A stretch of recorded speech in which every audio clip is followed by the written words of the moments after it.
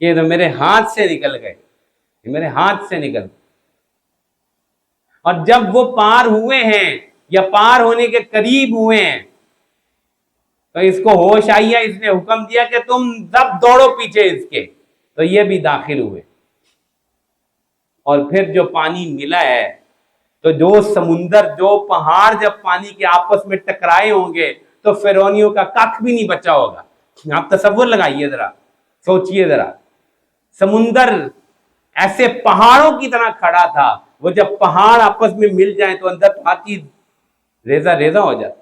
یہ پانی کے پہاڑ تھے جو اللہ نے ملا دیے، اور فرعون اس کی پورا تکبر، اس کی پوری فوج غرق،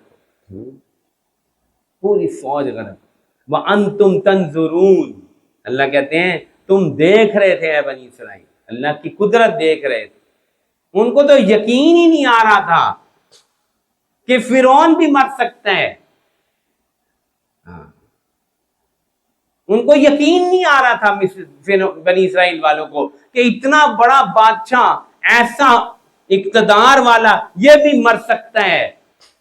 اللہ نے کہا چل، پانی کو حکم دیا کہ لاش ہی باہر پھینک دے اس کی، وہ لاش ہی باہر پھینک دی اٹھا کر، تب بنی اسرائیل والوں کو یقین ہے کہ ہاں یہ مر چکا ہے، ہاں تب یقین ہے۔